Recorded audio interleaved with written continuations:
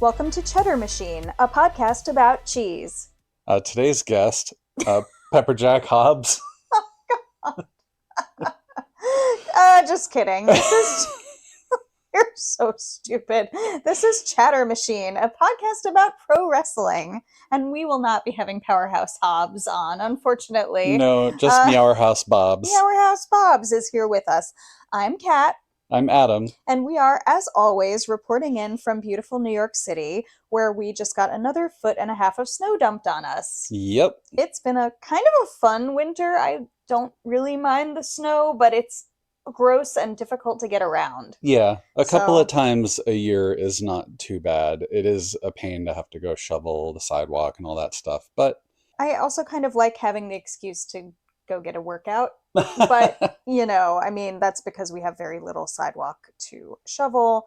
And, you know, the aftermath is always worse than the actual snow event because everything just gets gray and slushy and disgusting. And then people don't shovel and it's a disaster. Anyway, I didn't mean to spend all this time talking about it, but here we are. That's our lives this winter. It's just called a lot of snow.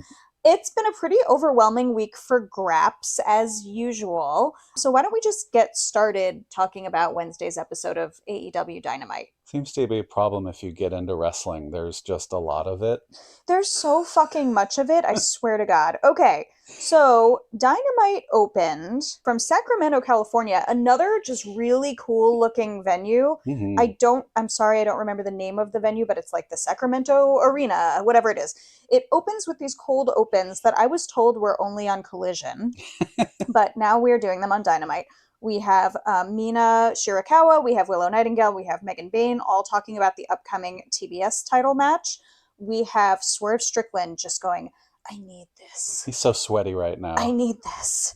And then we have Kenny Omega, explaining that Swerve is in his way toward his eventual men's world title dreams, right? So interesting. I'm enjoying these little cold opens. I think they're kind of neat. It's great. Yeah. Then we cut to backstage. We have Renee Paquette and Orange Cassidy. And she's saying, you know, Roddy ditched you and like no-showed you for tonight's match. I guess they were supposed to tag together again, LOL. And she says to Orange, do you have anyone else to step in? And Orange is like, I don't know if you know him, but this guy, Big Tom. Yeah. And Ishii comes walking in, and I'm so excited to see him back. I was really excited. I popped for Ishii, and I did enjoy Orange sort of hanging out and being like, as if he has to explain to Renee who he is. Right. Have you met? Yeah. And they announced that the match will be a tag match versus Gabe Kidd and Clark Connors. So they're continuing this whole weird, like, War Dogs beef with Orange Cassidy. We'll talk about it when we get there, but I was very happy to have Ishii back and get that little intro. That was great. Our first match of the night was Mox versus Mark Davis in a Continental Eliminator match. And I've said this before, I love it when they start with the Death Riders because it really shows off the arena and how cool looking it is. Yeah. And in this case, Mox is coming in the lobby, and the lobby looks like this old landmarked post office. It does. Like, it looks like he's in line to mail a package. Yeah. It, like, in a cool way. It's very fun. So he comes in. Brian and Excalibur discuss Don Callis's notable absence from this, and Brian says, not with us. Sorry. Yeah. Brian says he's not with us because Don is afraid of Mox, and Excalibur really runs with with us and says, I thought you were going to say he expired. That's so funny. Like, and that he wished he would. Like, wishful thinking. I was like, Jesus Christ, Excalibur. Very funny. The most notable things that happened in this match were Dunkzilla dropping that dunk right on Mox's chest. God damn. All the air. Oof. Expelling all the air. Just oof. And then Mox doing the best, like, face after. Mox has some really good faces, and I mean, he always does. He's one of my favorite sellers on the show. Yes. He's just always a pro, always has a crazy face to make. Yeah. Mark Davis seemed to unintentionally split his knuckles open at some point when he like slams his fist into the post, and basically they used the whole rest of the match working that angle because he's bleeding. And I love Mox. He loves it if someone gets unintentionally injured. He's like, oh, I'm using that. I'm working that. That's what the next 20 minutes are about now. Yeah, we're going to get that blood all over the place. I really have been enjoying Bryan Danielson on commentary. I always do, but I'm enjoying this thing where he's trying to kind of work with Mox as a face. And you could like kind of feel the rationalization gears clicking against each other. He said, I have the utmost contempt for him as a person, but as a leader, Mox like makes people accountable. I guess they were talking about Yuta getting his head shaved. It's just like, okay, you tell yourself that, Bryan. Mox, of course, wins this with the Bulldog choke, and I was wondering if this is going to be like a process of the entire Don Callis family kind of coming after him one-on-one. And I'm also wondering, obviously, we have the Takeshita build. So I guess I'm kind of guessing, we'll talk about this more, but I'm kind of guessing that Takeshita might take the belt off Mox, or at least that's kind of what I want to happen. If it weren't for that event that I know is coming, I would be wondering, like, why isn't Okada going after Mox right now? Right. Because Okada also would theoretically have, if not a fair claim to the Continental Championship, he would certainly have a strong claim to wanting it, you know? So I'm a little curious as to Okada's notable absence here. He's really just been in these little backstage things with Kyle. He's been more poking at Kyle, and which I enjoy. Yeah. Don't get me wrong. Yeah. But so curious about that. And I mean, of course, if Takeshita takes the belt off Mox, that would launch Okada directly into that mix. So we'll see. I'm keeping an open mind about a lot of things this week. Hangman then is backstage talking about, this was like backstage after Grand Slam, so it was kind of a flashback backstage promo, if you will. After his match with Andrade, he's saying, you know, he's a little unhinged. He's like, Max, if you win, I'm going to end you to get that world championship. Pausing and looking at the camera with his intense eyes. I'm going to end you. Yeah, crazy eyes. Adam, you noticed at the time that Hangman didn't say the men's world championship. Yeah. And I don't know if that meant anything. Like, sometimes they say world championship when they're talking about, like, the title that you are holding, your world championship. Right. Versus, like, talking about the title. The men's world championship. But either way, kind of interesting. It might mean nothing. It might mean nothing. It just struck out at me at the moment because I'm kind of used to him, like, I don't have the right words for it, but just, you know, being really sure to say it all the time. So no, it's interesting. I'm going to kind of keep my ears pricked for stuff like that. I like the little breadcrumbs that he leaves in his promos. So I think he's very good at that, very skilled at that.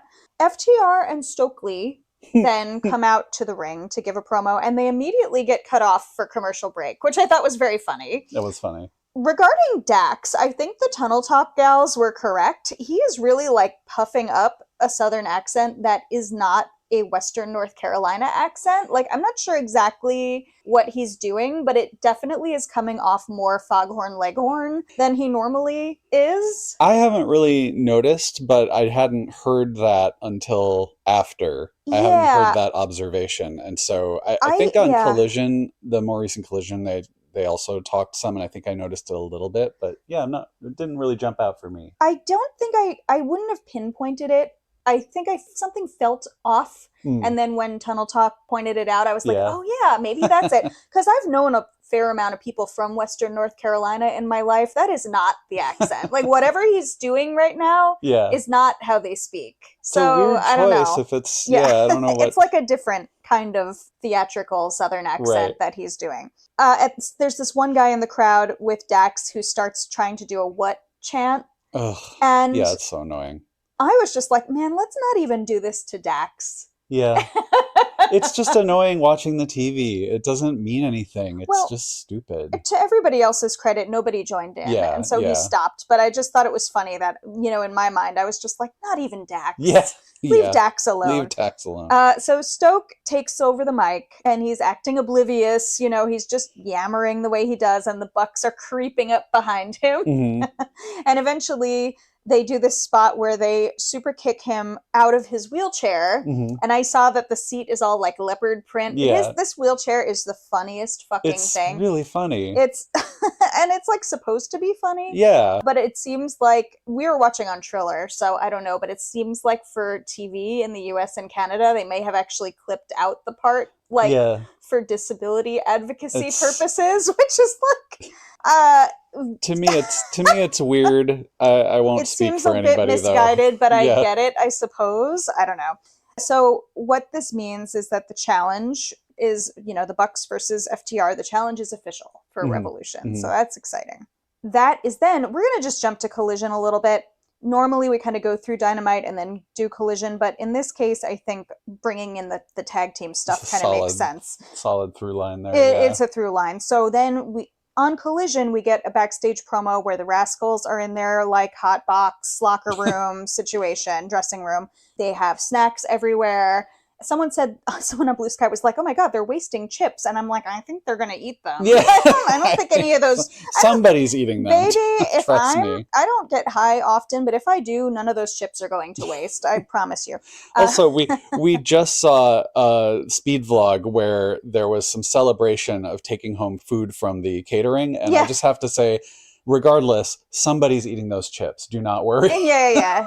We're eating. So the Rascals are having snacks. They have new T-shirts. And it finally is dawning on me that their gimmick, like part of their gimmick is doing a little Rascals reference in the year 2026 with their little finger wiggle is like the high sign from Little Rascals. Yeah, okay. And I know they've been around and I'm sure they've been doing this for a long time, but this is my first introduction to the Rascals. And I'm just like, I've got to tell my dad. My dad's a boomer and my dad's a stoner and he's going to fucking love it, I think. I kind of want them to adopt him as a mascot. I think they would like my dad. Anyway, it's wild that they're doing Little Rascals references in the year of our Lord 2026. So they're enjoying their snacks and being pretty normal and chill. And FTR comes in to harsh their mellow. And the ensuing discussion is, and Dax is like hilarious, just a shitty scold priss. I love this. And the Rascals wind up challenging them to a title eliminator match because why not? Why not? And this match winds up getting, oops, surprise, booked that night.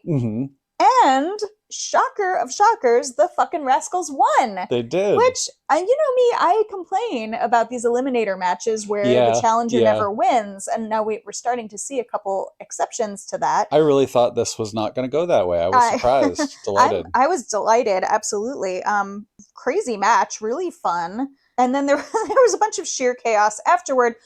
When we do talk about Collision, we will address what happens after the end. But the Bucks wind up running in, and chaos ensues. And I would love it if this turns into a three-way tag team match. Yeah, I think it's worth mentioning that throughout the match, the Bucks family were in the audience and I guess you were going to. I was going to get to that just because that was established like at the very beginning. It was established at the very beginning of Collision that the Bucks had their whole family at ringside, and the whole episode it was kind of like, okay, who's gonna fuck with them? And well, so it makes sense. Fucks with them.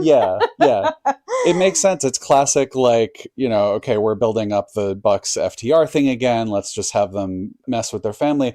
It's just why I'm only going to bring it up because it's sort of why I was doubly surprised that the Rascals actually won, because I was like, oh, we're doing this as an opportunity for FTR to be out there messing with the Bucks family and all that. I thought it was just about the Bucks and FTR, but now it's like, oh, this is more interesting. They're definitely introducing a chaos element that I'm really enjoying. Like, do I think that the Rascals would win the three-way tag team title match? No. But do I think it would be really fun? In an interesting way. Yeah, I do think it would be really fun. And I know if we get FTR versus the Young Bucks, it's going to be a banger of a match, to use that word. The banger. Yeah, I know. Done it so many times, right? But so throwing a wrench in the works could be very fun. Definitely. I love a wrench in the works, you know me. And I didn't know about the Bucks' brother Malachi being a wrestler as well, or a former wrestler. And so to see Dax and Cash drag Malachi into the ring and pile drive him was quite fun. That was very funny. So I just hope they all had fun. I'm sure they did. I'm sure they did. After this, we cut to Brody King and Bandito doing a little backstage promo. So happy to see them both together. Yeah. And Brody's like, I was so close. I'm not going to sit around feeling sorry for myself. I'm basically doing an open challenge for Dynamite for this coming week. Just saying, I'm getting back in the world title hunt. Bring your biggest, bring your baddest. Woof. Yeah. Yep. And the fans, to their great credit, start chanting "fuck ice." Fuck ice. Yep. Because, we have learned this week that the fans will chant "fuck ice," not just related to Brody King, which was wonderful, and we'll get to great that. News. Yeah, great news, everybody. It's not just one guy. We then have the TBS Championship 4-way match. Willow Nightingale, of course, Megan Bayne, and Marina Shafir. I can't say it. I can't say it, but neither can anybody else. Marina Shafir. Yeah, okay. I almost did it. Well, yeah. You did fine. I love it. It's fun. You did fine. We had more excellent Marina entering in Death Riders fashion. Like, just show us all the cool fucking underbelly corners of the arena. I will never get enough of that. Marina just is fucking killing me here. She has a shit-eating grin. She's got really cool braids. She's got her Death Riders sports bra and also like really cool workout pants, like kind of martial arts pants. I've said this on Blue Sky.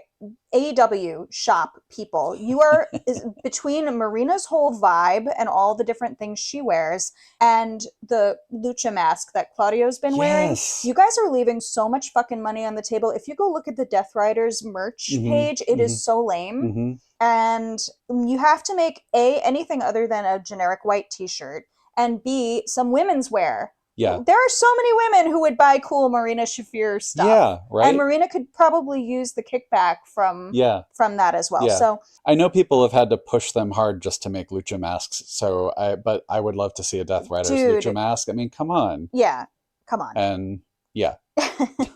and Megan Bayne makes her entrance with Penelope Ford. And relating to what we've been watching and slowly catching up on, I had the thought, has Penelope ever referred to herself as the Jersey J Cup? That's such a... Boys, if any boys are listening, you're allowed to laugh at this, but please don't repeat that joke. That's a joke for the girls. It's very funny. Anyway.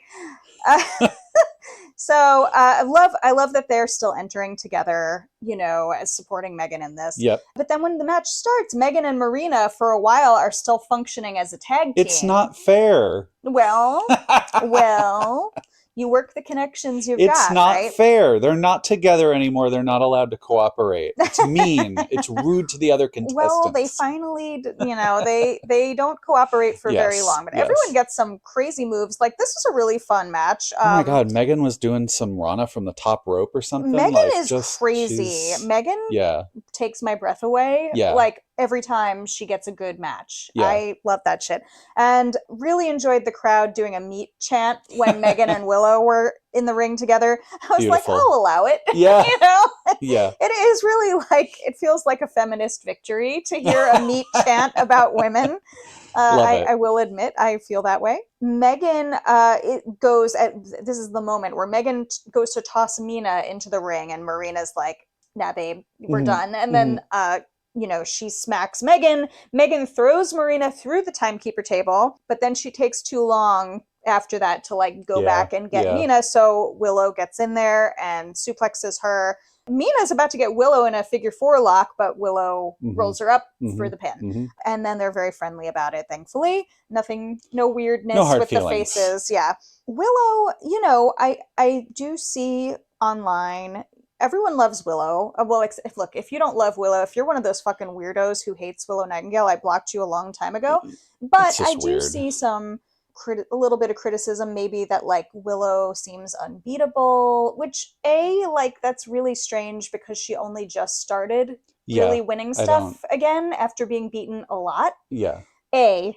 And B, I think the real thing here is she said after she won the TBS title that she could be a double champ and defend both at a pay-per-view. Mm-hmm. So I don't think anything's happening with either the tag or the TBS championships until Revolution. Mm-hmm. Now, maybe she loses one of them at Revolution, but I think whether she does or not, I think she has to have this event where she actually has to defend the belt twice. Yeah, I would love to see that. I think her saying that is like Chekhov's I think so. I hope it is. We're not supposed to forget that, I don't think. It's so stupid saying something like, I don't know, I get it if somebody's just like winning all the time for a long time, it makes it seem dumb, but like she's only, it's been like less than 2 months. Right.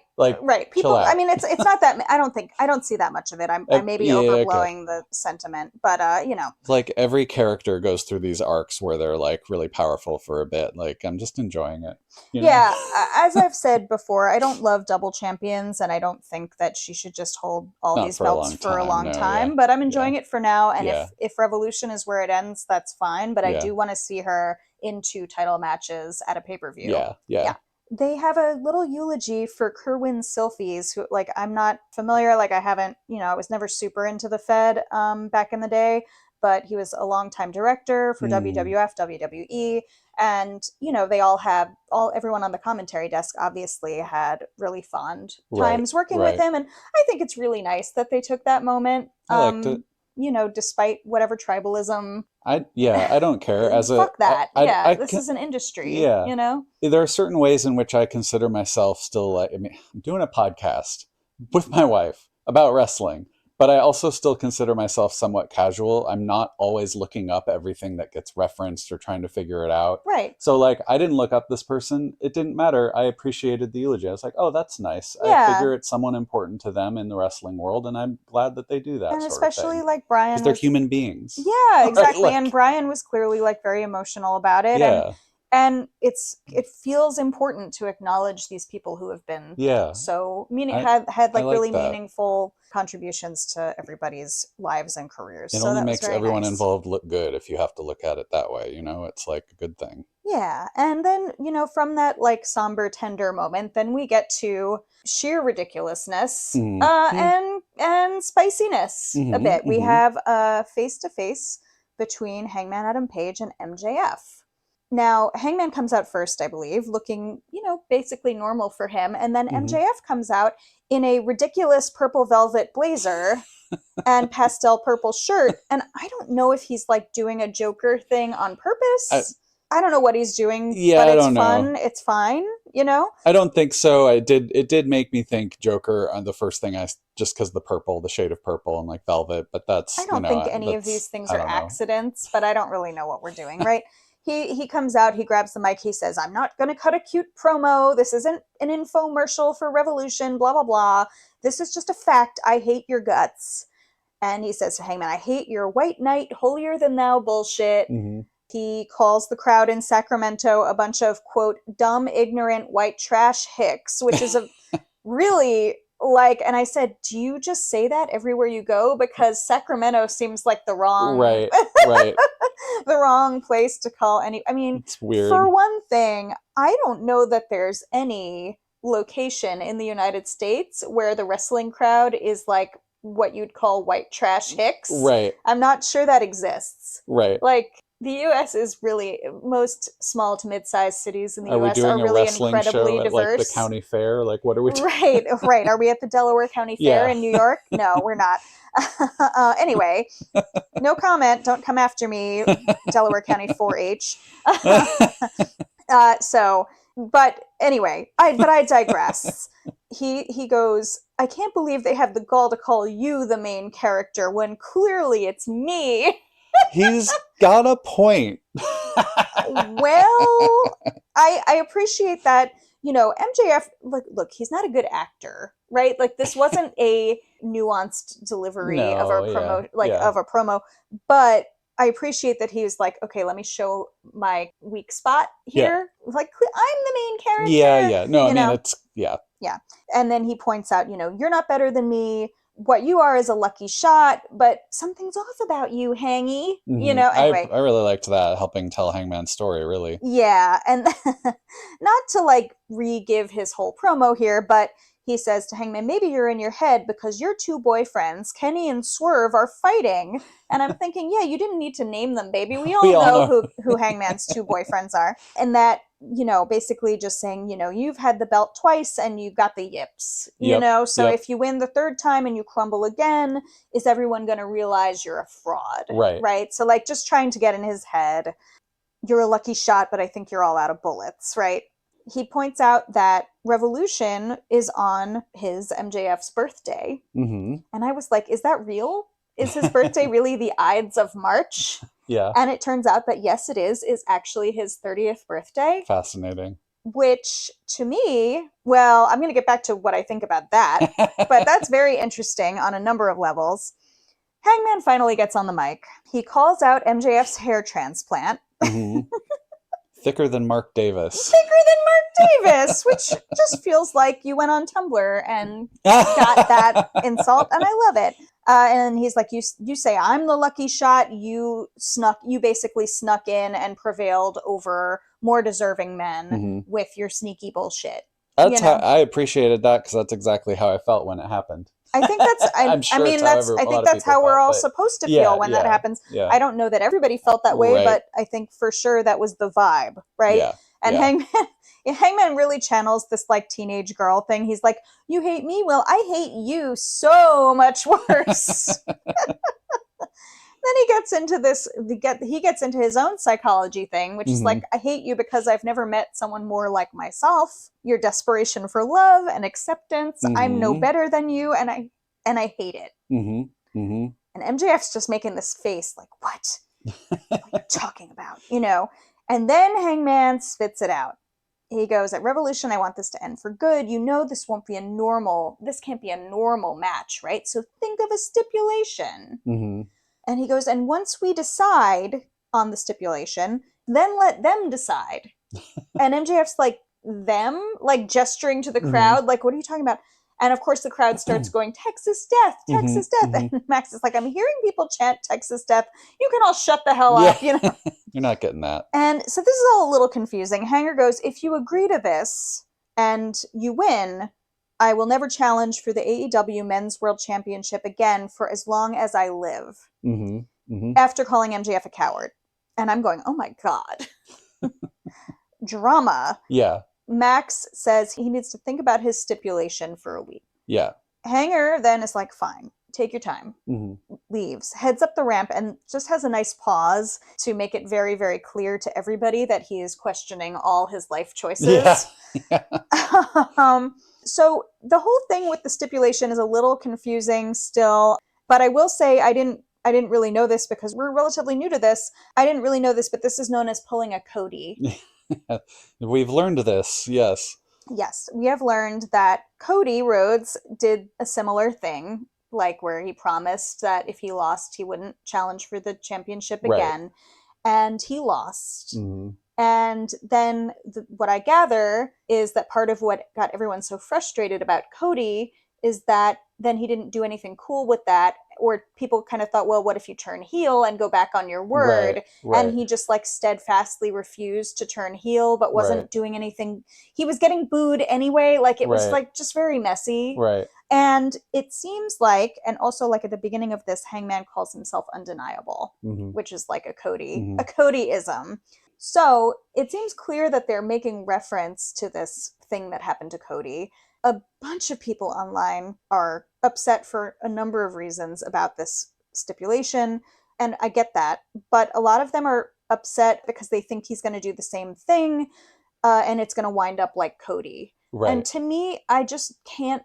Obviously, like I said on Blue Sky earlier, like I have the privilege of not having been traumatized by that the first time around. Yeah. So I'm coming at it with a different perspective, but I can't see how they would take something that like everybody hated and that didn't end well and just do it again the same way. It doesn't make any sense to me. There are a lot of different ways this could go, and I feel very like, ooh, that's spicy. I don't know. But I feel very personally open-minded to seeing how it goes and what happens, because I don't think there's any real prediction as to how this is going to end up. Yeah, I feel like there's a lot of things that could happen. I mean, like maybe MJF doesn't agree. Maybe they can't come to an agreement on the stip. So then his whole thing is moot, which would just kind of feel kind of flat, but that's one way.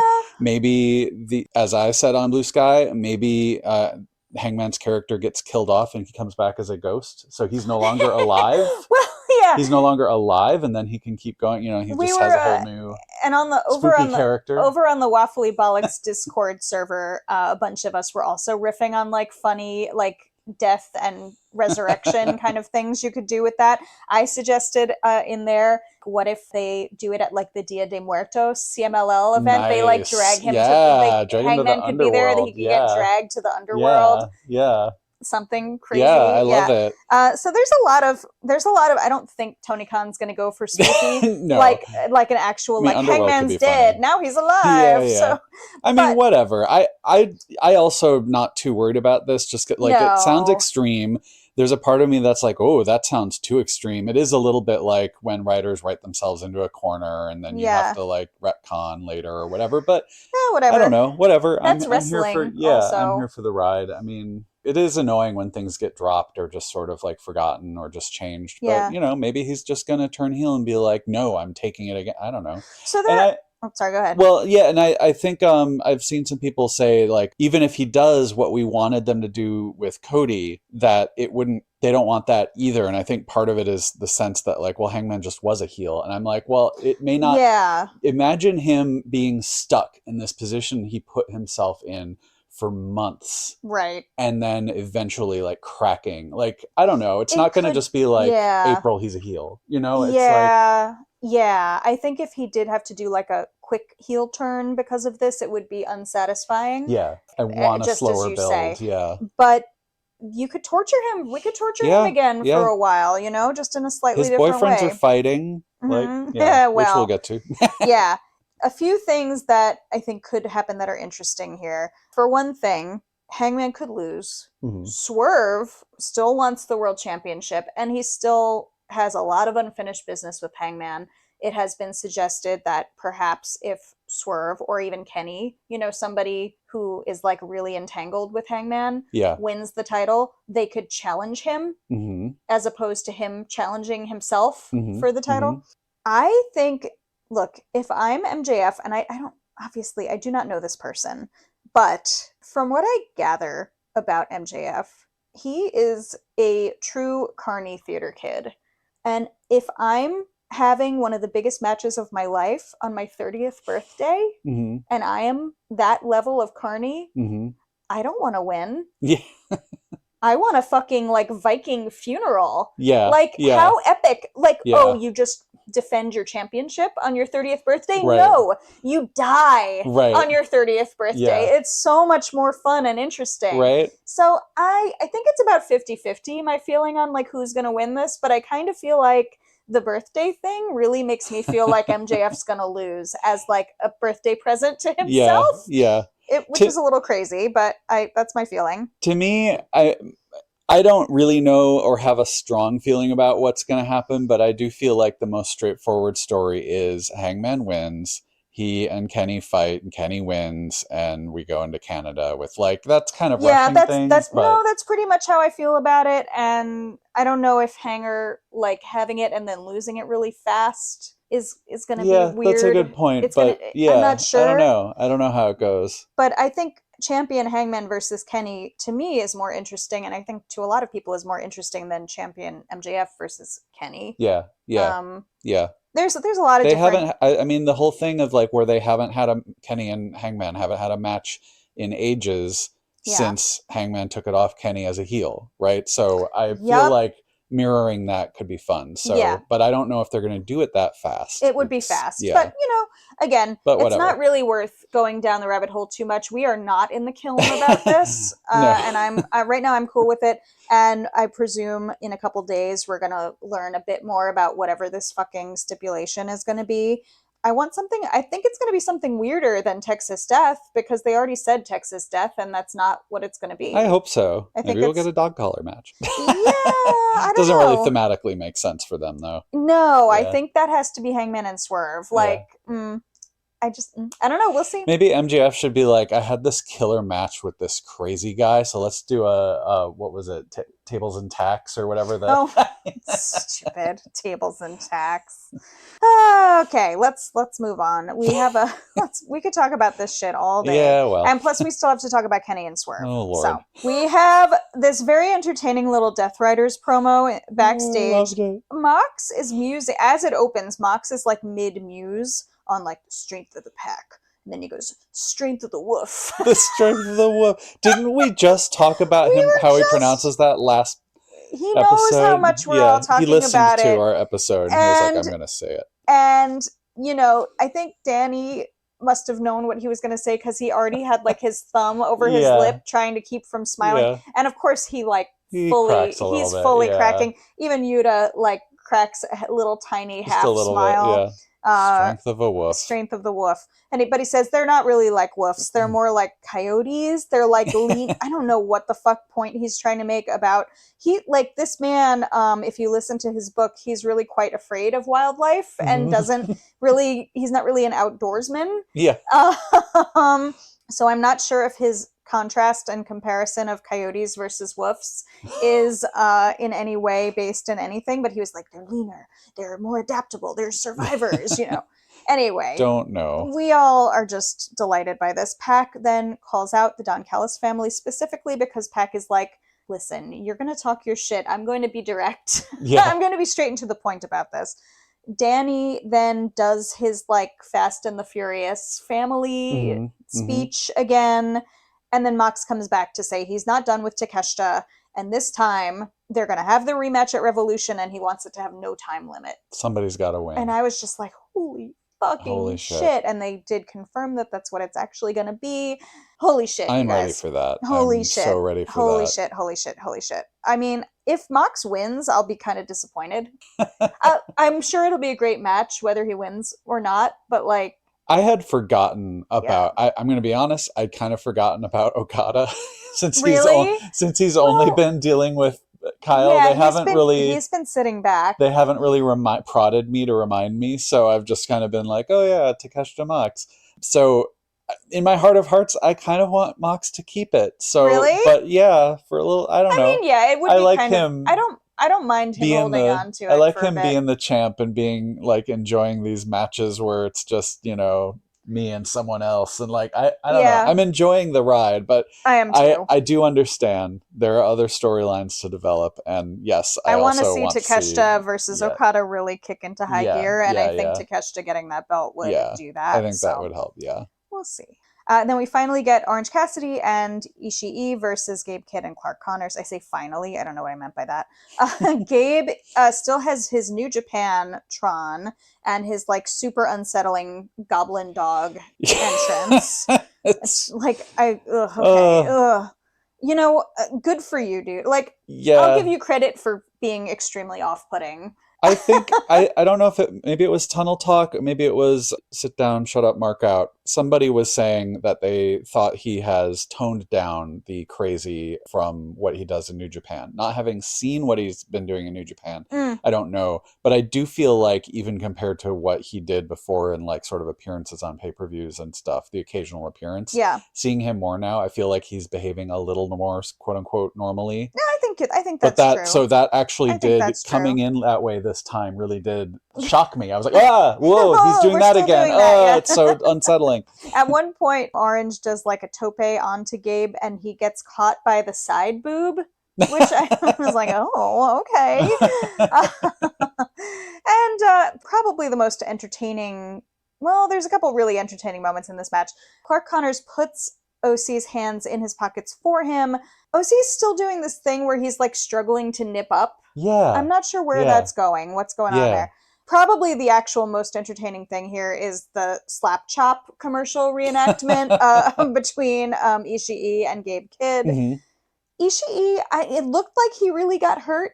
I couldn't really tell. He was like grabbing at his hip or his hamstring. I don't really know what happened. Hope he's okay. He just came back. Yeah, they may have. Well, he wasn't gone from injury. I think he was just in Japan. But still, like, please. He just came back to me. He just came back to us. I hope he's okay. We hope you're okay. And it seems like maybe they had to improv the end of the match a little bit. I just hope he's all right.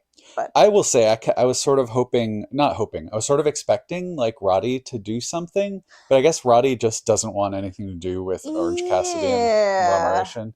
I kind of feel like it would be fun if Roddy joined the Death Riders. I know he'd been feuding with them for a while and like with Kyle, but I'm kind of like, he's the story we've been telling with him, even where like the only win he got in C2 was being hyped up by Kyle, but he's really like feeling like a loser and not liking the people he's with. And I think it would be fun if he joined the Death Riders and was just like, if you can't beat him, join him. And then I further think, I'm going to say it out loud, I further think it would be funny if Orange Cassidy then also joined the Death Riders and Roddy was just like, God damn it! Man, I hate this guy. I mean, we're ready with the Orange Cassidy Death Rider entrance. Yes. So, I take back I'm kidding about the Orange Cassidy part, but I do think Roddy joining the Death Riders. I just feel like, okay, so the last time we saw Roddy, it was obviously he was reluctant to join this match with OC, and then all that shit happened. But before then, the last time we saw Roddy, it was like, I'm not done with you, Death Riders. So like, it just would feel very abrupt. I understand. Yeah, but I also can that's see kind it. of what that's what Danny Garcia was also doing before he joined the Death Riders. Behaving. So. I mean, they had Mox talking in his ear, but it was still sort of like he was anti-Death Rider up until he wasn't. You know, and it would make me sad to see Roddy fighting Kyle, but Kyle's whole thing last we saw him was anti-Death Rider. So yeah, I mean, Kyle coming back and being like, "What the fuck, bro?" Yeah. Could be interesting. Be some interesting drama. We cut then to Don Callis' family live from the boiler room. I don't know who the fuck let them in there. They should not be in there. I don't think they have the required hard hats. And I'm with Tunnel Talk. I want to see more behind the scenes of their like castle or mansion or whatever. I want footage from the Don Castle family compound or whatever the heck. The Don Castle family. Did I just? Yeah. That's a different. Wow. All right. Well. The ham seller. Yes. The ham seller Cam. So first we have Okada talking about how Takeshita is not a champion. Okay. So if that's not telegraphing something. Fair enough. We have Andrade saying he wants the men's world title. We have Don then saying somebody should have the CMLL title. And they announced that we're getting Josh Alexander versus Claudio for the CML title on Collision. And I'm thinking, Jesus Christ, can we just have a Mexican take this belt back? Like, yeah. This thing with CMLL, I was just reading on Lucha Blog, some of the antagonistic feelings various, maybe the CMLL audience might be feeling about these things. Like Josh had gone there this weekend, I guess, or yes, I suppose it was before Collision, like the Friday, to have like a match there. And it's just, we're not sure they're connecting, right? Yeah. But he came out as part of sort of like a Maple Leaf Pro CMLL collaboration. And the question is then, the jury seems to be out on whether the CMLL crowd is going to give a fuck about Maple Leaf Pro. Right? So anyway, so they're trying to make it happen. They're trying to make it a thing. Yeah. But yeah, so that kind of remains to be seen for me. The relations between and among the different international promotions is like way above my level of I try not to think about it too much. I did find it interesting because Josh coming to CMLL to defend his Maple Leaf title, because as I said when we saw it, I didn't even know he had a title. Right, because AEW doesn't really... Partly on me because I didn't look anything up but to know that, but also but it's on AEW too. But I'm saying like AEW should have, like, I would think the Don Callis family, Don Callis would be really excited and happy to be like, and I've got Josh holding this Maple Leaf this belt. Canadian, my Canadian here. Yeah. It's important to him that they have like the New Japan belt when they have it. So like... They may, now Ring of Honor is going to be doing the thing with Maple Leaf Pro, so like perhaps that relationship will become more prominent and they'll show the belts and stuff like that. So we'll see. But yeah, I'm kind of like, what are we doing with the CMLL title, man? Yeah. But we'll talk about that with Collision. Then we get Hook again. Enough said about that already. The Ops are recruiting. Shibata's not here because I sent him home to Japan to recruit internationally. I'm recruiting domestically. I am a great recruiter because I was recruited by every Division I team in the country. That's my impression of how Hook delivers a promo. You've already got more charisma than he does. Sir, that's not how any of this fucking works. I'm a great boss, and I'm a great recruiter, and I know how to recruit, and I know how to be a great boss. It's a fucking nightmare. Also, it's a fucking nightmare. But B, if they're doing this on purpose to make him look pathetic, which I'm a little like they've got to be, right? That could be very funny. I would like to think that someone at AEW is that self-aware. I'm not sure Hook is. This has to be intentional, right? I'm not sure Hook is. I think he just wants to seem cool. I don't know, man. I'm gonna keep a little pin in that and just hope that he's the boss of the ops. Supposed what to be ops? What ops? There are no ops left. Well, that's why he's recruiting domestically. He's the ops. Where, Hook? Where are the ops in the room with us? We got the Brawling Birds having their TV debut versus Viva Van and Becca, which was a really fun, nice to see fun. Becca. They come out wearing these fucking Union Jack outfits, which of course I'm like, oh, but it really matches the branding for All In London this year. So I don't know if there's that, it's almost like a tie-in. There's something about doing dumb TV for Americans where it's, I feel like that's part of it. It's like, what do Americans know about British and English and UK stuff? Oh, the Union Jack. Okay, so let's just do that. Yeah, and part of the problem is that a lot of Americans find things about the British Empire and Britain in general to be quaint and harmless. Yeah. And charming. Yeah. And that shit is not quaint, harmless, or charming. Yep. But a lot of Americans are removed enough from that reality to don't think about it, don't know about it, don't know anything. Yeah. So we just see that shit and we're like, yeah, cool.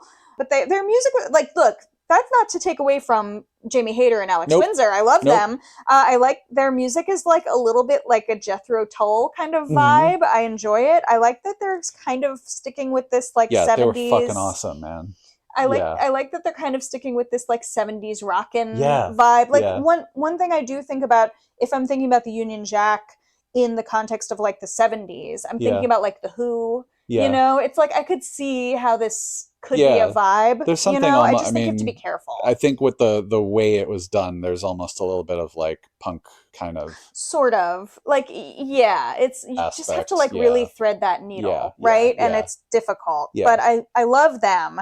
Yeah. And no, I'm not going to say anything bad about them as a tag team. Very fun match, not a squash. Enjoyed. Mm-hmm.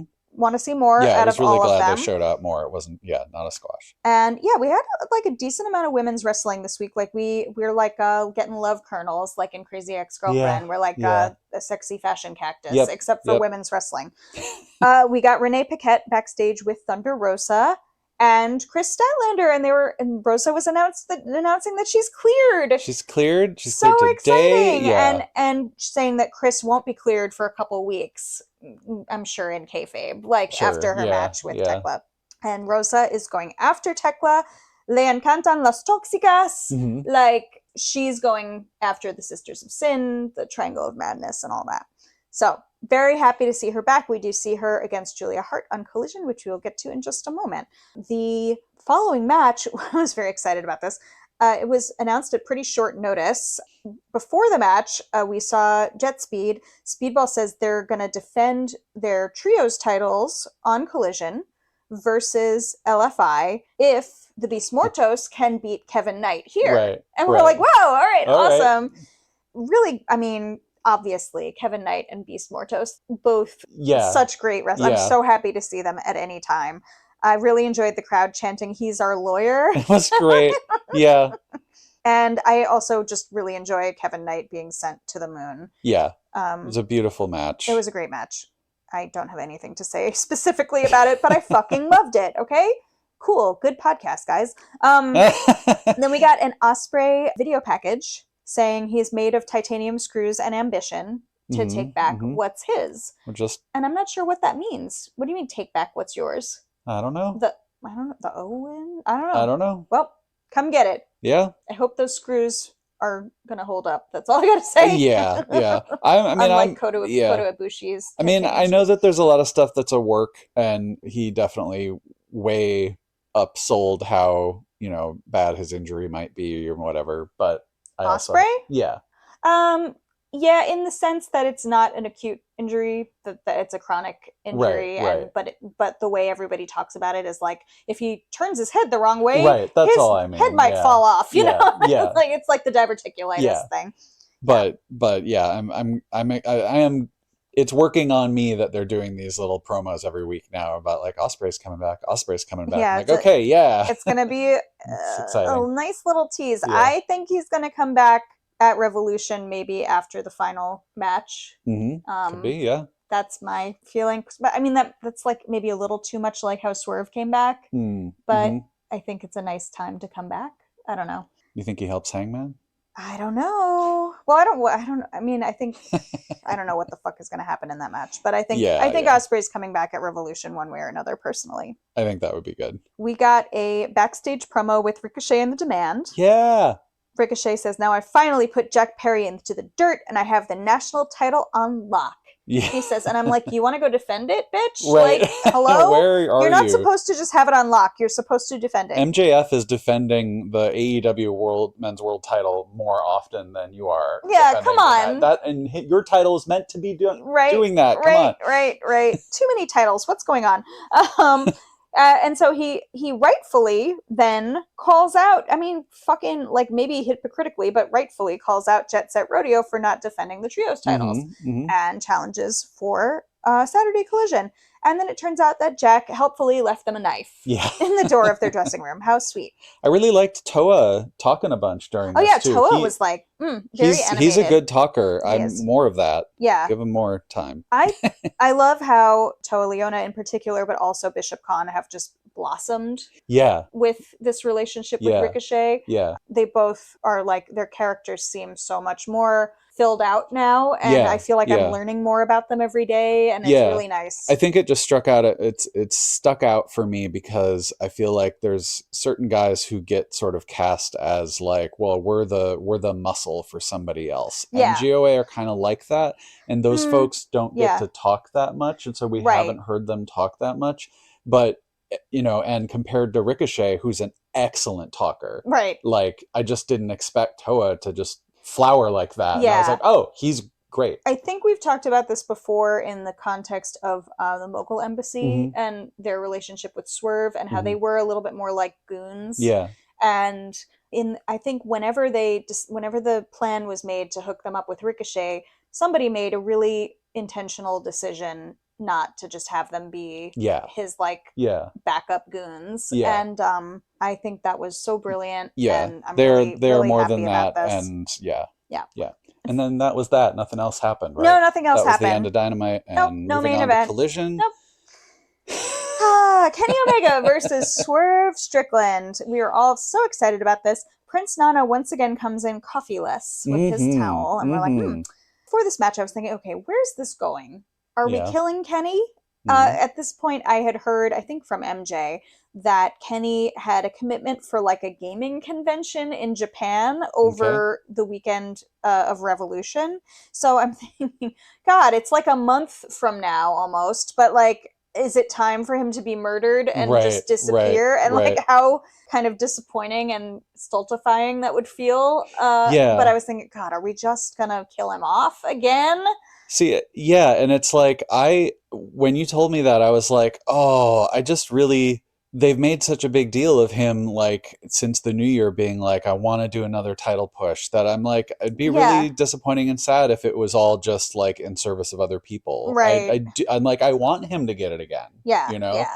But I realize also, like, and you never know when that diverticulitis is going to strike again and his guts will explode out his body. Spilling out of him. Just kidding. But I saw a rumor, and these rumors I take them with like many, many, many grains of salt, but I saw some rumor that he was trying to, I guess the last day of the convention is that Saturday or Sunday of Revolution, and he was like trying to reduce his commitment by the one day so he could get to LA. It sounds a little fishy to me, but we'll see. So it's certainly this match may inspire him to want to get back. Well, it starts out like kind of like a normal match between two very not normal guys. Yeah. There's like this really awesome move Swerve does at one point that I think is like a Death Valley driver, but it felt extra flippy. It might have been a combination, but where he just like flings Kenny over in it's kind of a somersault, and then he pins him and clamps his hand down on Kenny's face. Yeah. And I'm like, sir, what are we doing? Yeah. And then later on, Swerve is standing over Kenny at the corner post, and he's kind of preening for the camera a bit, and Kenny flings him down so that his face smacks against the top of the post. Again, it's just like very violent. Yeah, oof. Very violent, but not an all-out bloody battle kind of thing. Just like very hardcore, like not hardcore, but very like hard-hitting moves, crazy moves. Yeah.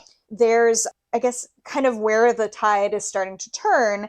Kenny gets this avalanche snapdragon suplex, and Swerve just like fully lands on his side, which looked wrong. Yeah. The first time I saw it, and even the second time, because we watched it again, it just really looked like Swerve landed like horribly. Yeah. And then we watched again, and I was like, okay, he's just on his side. But it just he didn't like land on his neck or anything, but it looked like, oh fuck, couldn't is that a quite tell botch? if the move was just, I couldn't quite tell if it was a little messy or a little botchy, or if that was intended. But well, now we can, because then after that, he's then pointing to his left shoulder like he's hurt. Oh, yeah, okay. And so clearly this was a planned thing. Right. So he's showing Aubrey, like, look, my shoulder, that he just landed on. Then he pulls Aubrey into the incoming knee trigger, and all hell breaks loose. Now, the first time we watched this, when we were watching it live, I didn't realize that Swerve pulled Aubrey in.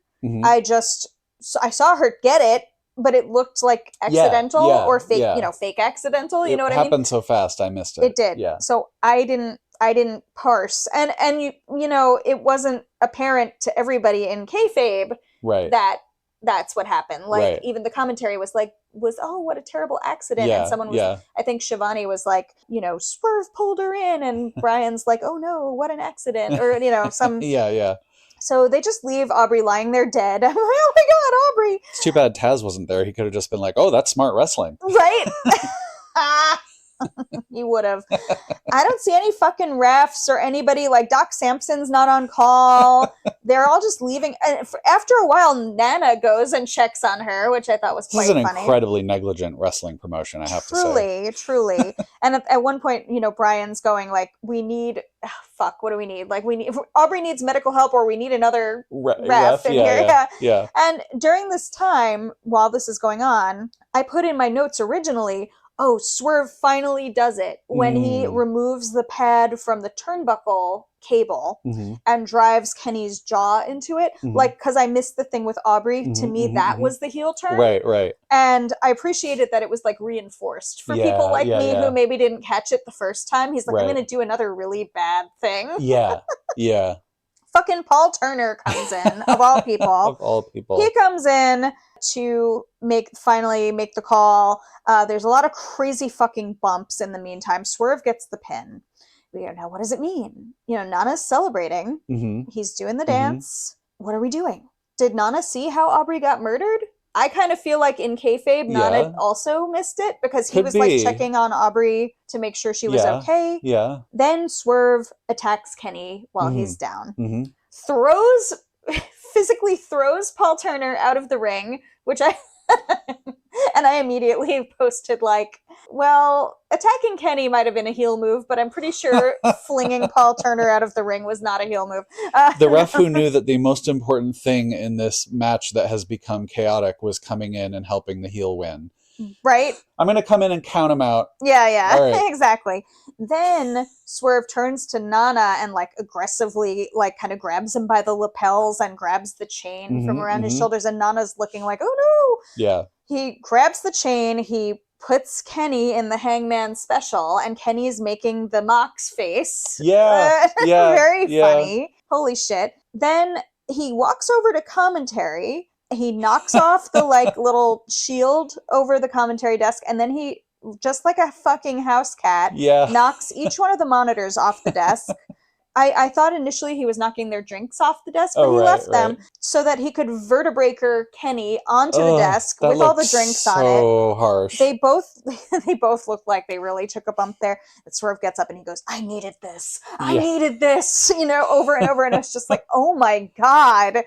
The drama. I love that they figured out probably the only way to actually get a crowd to boo Swerve Strickland. Like, not only, you can't just have him do heel shit. He has to, murder Kenny Omega, specifically. But that's not enough. He has to also murder Aubrey Edwards. And I think it was that combination of things that really cemented that this is actually a heel turn and you're supposed to boo. It's a nice full package of a lot of elements that, really Everyone works. did a really wonderful job. I wrote in my notes, and I think I said it at the time, Swerve is dastardly. Yes, that was dastardly behavior. And over in the heels chat, we were all checking on Aubrey, like, are you okay? Very funny. But yeah, now what? I mean, we're going to see on Dynamite, I suppose, what are all the consequences of this? I appreciate that as much as this is like Swerve needs this, and that's the phrase that he's been saying, and you know, that's kind of about the belt and stuff, but also he was jealous of Kenny and Hangman. Yes, and wasn't I needed this? Wasn't that like Hangman's phrase too? So it's very interesting. Yep. Very interesting. Let's talk about Collision a little bit. All right. I don't think we have as much to say, but we finally get Horsecock defending their trios championship against the Demand, and they have matching gear. Yeah, which I was very excited to see because they didn't come out with like a unified team Tron or anything, and I was initially like, oh, but then I saw that they were all in matching gear, and that was very exciting. Yeah, it's a nice touch because like it's not like Hangman and Jet Speed are gonna become like the Ops or like be like a long running world trios. I just know they're not, you know. No. So I don't expect them to get a full Tron, but then when groups like that do get matching gear, I do really like it. Yes, we love matching gear. It signals love, right? Yeah. I love that Ricochet shielded Stephon Smith from the crowd's bald chant. Yeah, that was funny. He's like, that was funny. It's at me, not at you, fellow bald. Toa had a nice fresh do. We were talking about Toa's hair. He had a nice shave around. I don't know. I don't know what you quite call that. It's not just the sides. But he looked great. Speedball looked great. I was thinking Speedball, you know, based on some of the moves and stuff, I was thinking, you know, Speedball should be the national champ one day. He was at one point, you know, having a little moment with Ricochet, and I was just like, I would that'd be love a nice to see move this, for him. you know? Yeah. Jet Speed together super kicking Toa, only to have him be completely unfazed and then suplex both of them. Amazing. Yeah. Things get really hairy. Ricochet almost pins Hangman, only for Jack Perry's music to come on. And I'm kind of like, oh. Yeah. Can we be normal? Like, can we just have a normal match ever? But I get what they're doing. I get what they're doing.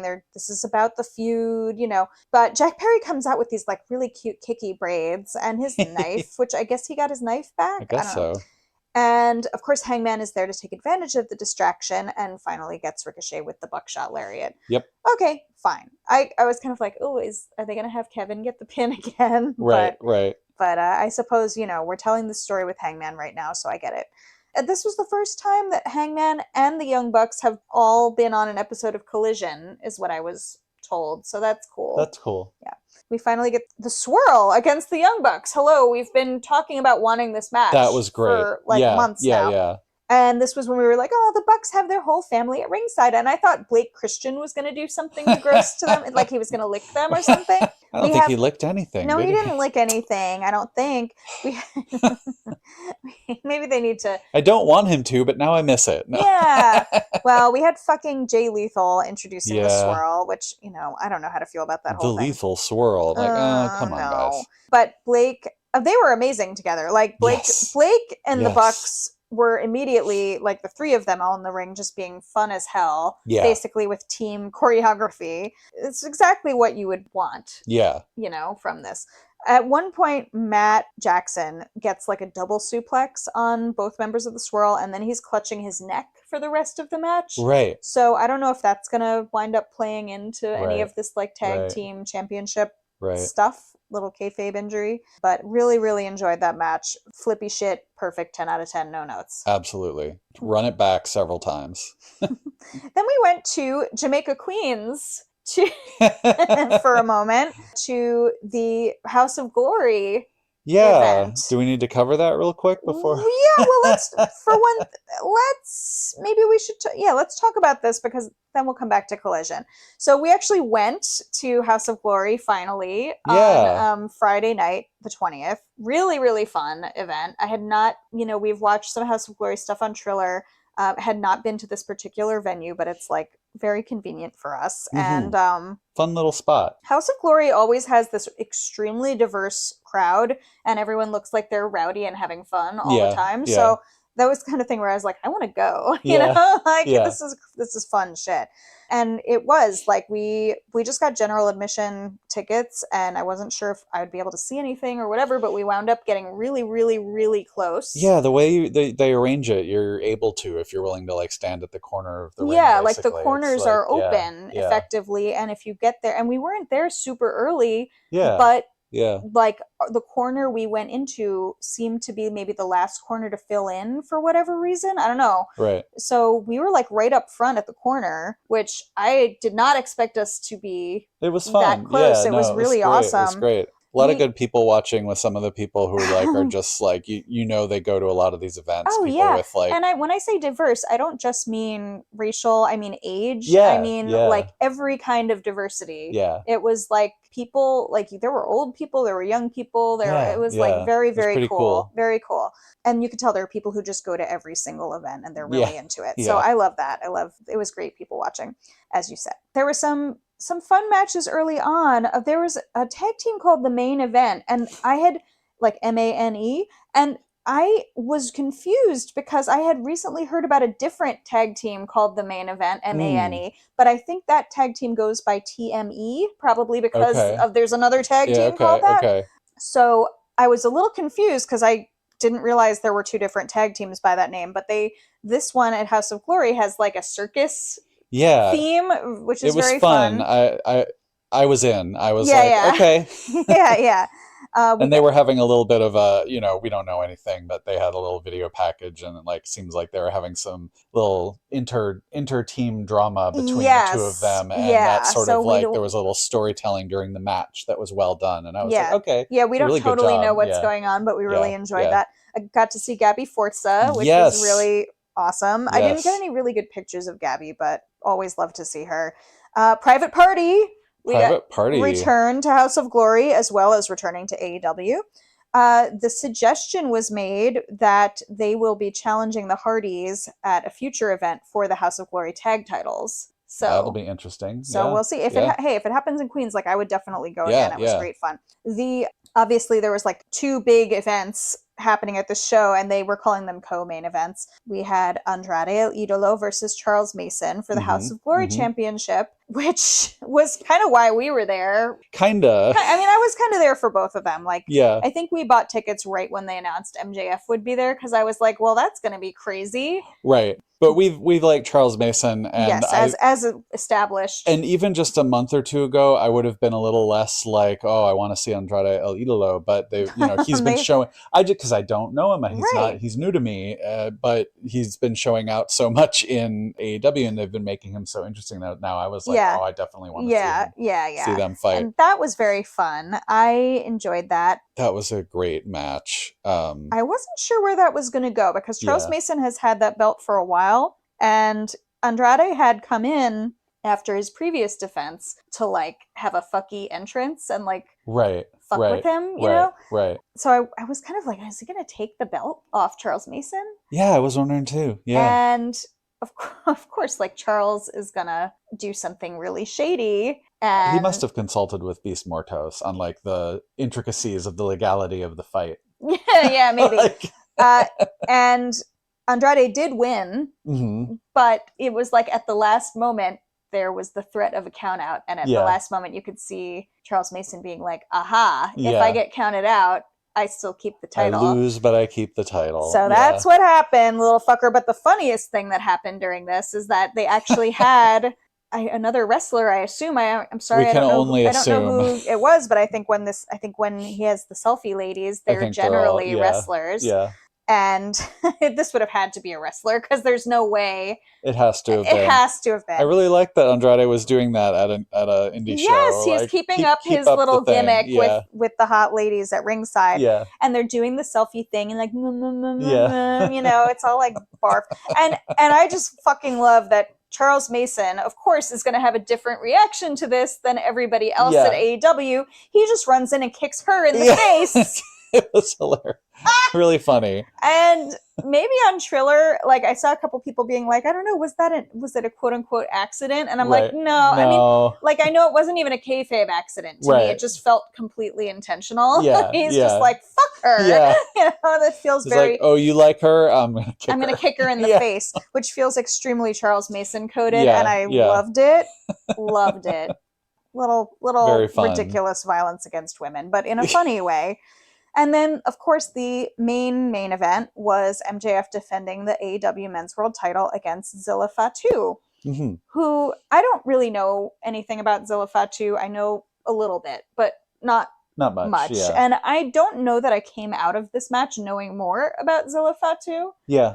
I would say, actually, I don't think they really had any chemistry. It felt a little off. Yeah, I don't know. It just, the energy was low. Unfortunate. I mean, look, it was really fun to see everybody. I enjoyed it, and it was fun to see MJF. He was actually quite good with the crowd. There are clearly people who like Zilla Fatu because there are people there with his shirts and his merch. Yeah, and he has a belt there too. He's got a belt. He's a good wrestler. He's got a killer entrance. I forget the song. Thunderstruck. Thunderstruck, and people are singing Fatu. Yeah, yeah. It was all really great. But then during the match, the crowd seemed a little like tired, and I sort of wonder if part of it is also like, well, we're here to see MJF wrestle, but we also know he's not dropping the belt, so like we're looking for something really. I don't know. Yeah, it was a little. I think it is hard sometimes for the crowd to be like, "Who do we like? How do you get into it?" And plus, I don't know if it was like the bartenders or if it was just people, but somebody was just clanking bottles the entire we're match. Cleaning up the venue like they were cleaning up, you know, because it was the end of the night. Right. And so the whole time, I don't know if this came through on Triller, but the whole time it just sounded like a fucking like somebody was putting bottles in a recycling machine.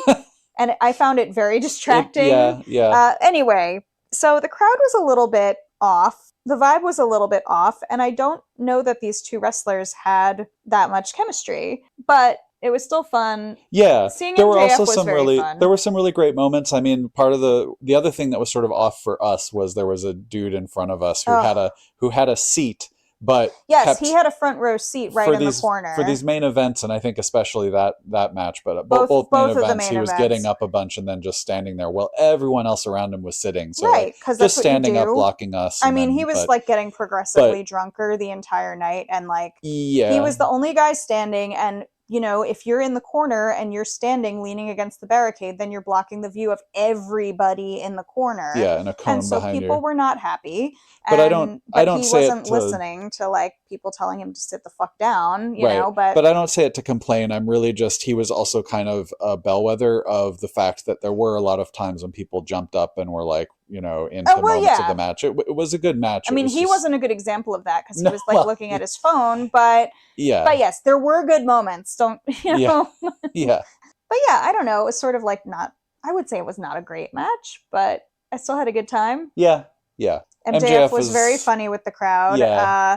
He didn't call us white trash, but if you know anything about Long Island and New York City, and this venue is right next to Jamaica Station, which is a major transportation hub of the city and a portal to Long Island, basically. I mean, Queens is part of Long Island geographically, but not politically, right? Yeah. So he comes in and he does the funniest thing, which is like, this city's a dump.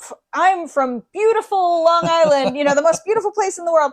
And so he kind of gets, of course, people are from Long Island at this venue also. So he gets a little bit of the crowd being like, fuck Long Island, fuck you too. You know, it was very fun. It's good.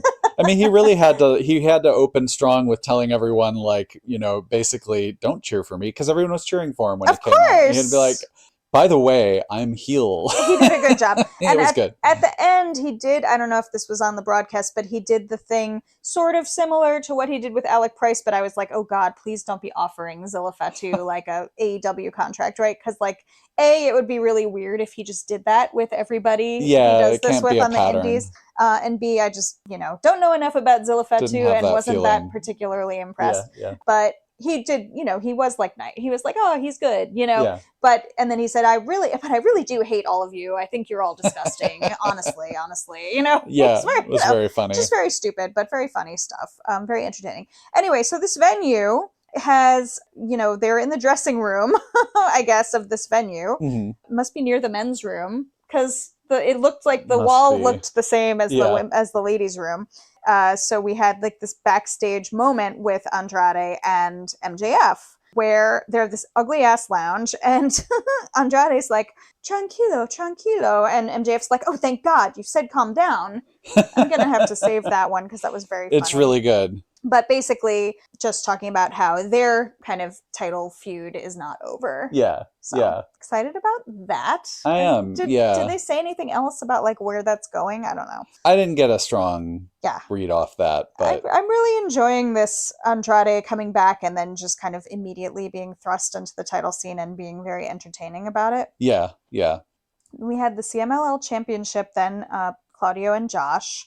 I'm like, Claudio versus Josh. Okay. I do continue to be obsessed with the Lucha mask. Great. This time, Marina and Lance Archer are the seconds. Yeah. Because CMLL, you have seconds. Last time it was Orange Cassidy for Roddy Strong and Wheeler Yuta. Right. Yeah. Probably the best part of this was Marina and Lance getting increasingly confrontational outside the ring. Delightful.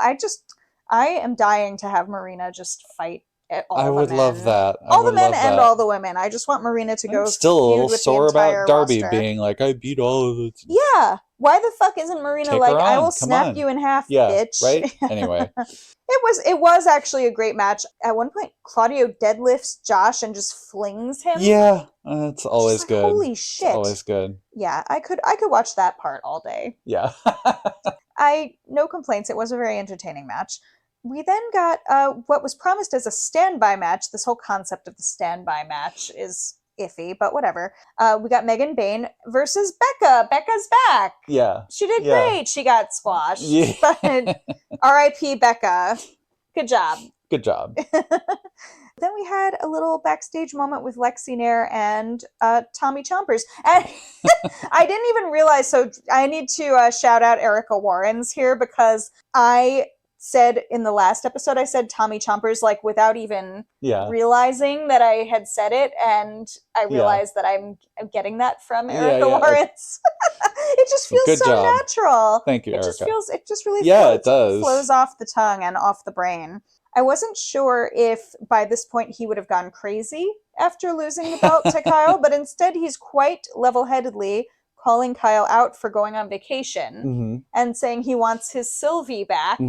Sounds a little weird, but he's still like fairly head screwed on. I think someone said he used to call, like in NXT would call a belt Goldie or something. Yeah, I saw that. So yeah, okay. It makes more sense. I thought he was just being like, I'm a psycho who calls my belt, Yeah, it is. Clarice or something, Sylvie. I mean, I figured it was because it was silver. I did not pick that up. But I didn't know about Goldie. So yeah, it's fun. Funny. It's fun. And then we had a really lovely, I love this Death Riders Don Callis trios nonsense that they keep doing. Very nice matchup. We had Mox, Pac, and Yuta versus Takeshita, El Clone, and Mark Davis, which I love all those matchups so much. Yeah. Yuta's new render with the hat where he's clutching at his hat. Oh. I was laughing all day. I saw it Saturday afternoon before Collision, and I was still laughing about it when they showed it again before the match. It's so good. I love that he seemed to think he was going to keep his hoodie on till the last second. And then he insists that his burgundy beanie, or Excalibur was like a toque, if you will. And I'm thinking, I will not. I will not. But okay. But he says the burgundy beanie is part of his gear. Yeah, well, I'm here for it. This match fucked. Yeah. And I think I don't know what to think about Takeshita not removing the beanie when he had the chance. I feel like essentially it's probably face behavior not to whip off the beanie, even though the guy's a heel. Yeah. It's disappointing to us, but I think ultimately it's noble. I think this is one of those things, and it's not the only thing that AEW does this with and does it well with, but I think they're edging us with his hat. Yeah, I think so too. There's going to be a time, it's just not yet. But the problem is that by the time, if they're edging us too long, he's going to have to retrim it. Or else it's going to be like all grown out by the time we get to see it. He might be keeping it. I don't know, man. I don't know. Anyway, don't waste this moment. We get the Babes of Wrath, again with Lexi. They're cutting a promo at Mega Bad saying, what is it you do want? And I think at this point, Harley refers to Lena Cross as a big bitch. Which, like, that's a big bitch, you know? Yep. And so I'm eager to see that feud continue, and I'm also kind of eager to see Mega Bad win, as I've said. Yeah, I think it'll be a good move. And I mean, Mega Bayne is just, I have no words. So I'm ready. We're speechless. Yeah. We're speechless. We got then Thunder Rosa versus Julia Hart. And I thought for a moment, this was going to be the main event. Okay, yeah. And that would have been quite surprising. But given the location, the proximity to Tijuana, it would have been kind of neat. But there's time for that. It was so nice to see Rosa back. She's wearing her cloak that we've seen in the past. The Mujer Mexicana Migrante. Yeah. Very cool. Looking fabulous. Don't think anybody started chanting "fuck ice," but it would have been a nice opportunity. It would have been. But that's okay. That was the other thing we were going to say. At House of Glory, and everybody who's listening to this knows this already, but the funniest part at House of Glory, before the match even got started, when they're introducing MJF, everybody started chanting "fuck ice." Yeah. And it's just very funny that the transitive power of the chant. It's so funny that it would transfer. Happens a couple times Brody when he's to there, MJF. and now it's also something you chant when he's around. And once again, he did the perfect like Jim Halpert face at the camera. Like a little bit more, if you will. I think it was a little bit more like you know, a little bit more like yep. What they said. Anyway, very fun. Hearing this? Yeah. I don't disagree. Yeah, very clear. Loved it. Just keep doing it. Don't only do it to MJF and Brody, but like let's keep doing it. Expand it out. Let's expand it out. So yeah, that would have been a nice opportunity, but oh well. Thunder Rosa wins, of course, but I think Julia looked good too. Everybody was looking good. I'm happy to see Julia getting more reps. Yeah. Kind of the more exciting thing here is that just as she wins, Tekla emerges out of the stands, and for a while she's standing next to this guy who's sitting by the aisle, just like cheesing. Yeah. Helplessly cheesing, which is exactly what I would do if Tekla were standing next to me. I would just be looking at the camera like, I think it's what we did in the shots we got at the toy thing this weekend. Just oh my god, I did not know what to do with my face at all. Tekla comes out of the stands and she cuts a promo basically about what a stupid bitch Rosa is to think that she can challenge her. And I wrote Stat comes in for the save, but I was so mesmerized by Tekla that if they started coming and beating on La Mera Mera, I missed it. So, like, I assume either Julia or Sky Blue was, like, giving her the business and Stat kind of came in to save her. I don't know. I just know that Stat ran in. Yeah. Anyway, so very fun. Yeah, this is more... this is more interesting than what they've been doing in terms of women's title feuds. I want it to be, and we've talked about this, I want it to be more like the men's scene where there's like a lot of different people who are fighting to become the challenger. Yeah. And not this sort of like, okay, who is the title challenger this month? You know? Yeah. The Tekla promo where she is doing kind of, to be honest, the same thing Chris was doing of like, all right, I have the title, who's going to challenge me? Which is just it's just a function of not enough women's matches, not enough time for women on TV. And we're going to beat that drum forever. Yeah, that's all. That's really what it comes down to. But, you know, I'm just saying, I wish it was more like the men's scene where you have like 7 people who are just churning. You know, like, MJF can't turn around without somebody being like, I'm here too. I'm here too. Yeah. But like, and the women's scene is just spread thin with not a lot of time, and it feels, I'm really not complaining about what we are getting. I just want more. I enjoy this. This at least feels a little bit more. Yes. I like that. It feels more dynamic. Thunder Rosa is back. It helps that the and she looked good. Brawling Birds are going to be entering the picture. It helps that there's stuff on the horizon. Yeah. I think things are looking up, especially the women did get a little more time, I think. Or at least more matches and more promos. Yes. Which I don't know if it added up to more minutes, but it felt good. It did all feel better. Yeah. It feels like we're coming out of a little bit of a drought and I'm thirsty. Okay. That's not what I meant. Sexy fashion cactus. Yes, exactly. You're thirsty like you're parched. You're not. Yes. Well, anyway. You could be we could be thirsty in all the ways. This is a thirst-friendly podcast. Speaking of thirst. Wait. Private Party? Yeah. Oh, that kind of. There's like so many kinds of thirst. Yes, it's true. Yes. Okay, so we get this brief backstage moment that I thought was really funny and weird. Fun. It was odd. But we had the Outrunners, the Bang Bang Gang are like playing flip cup or beer pong. I couldn't tell quite what they were doing, but some kind of solo cup drinking game. Ace Austin's there with the Bang Bang Gang.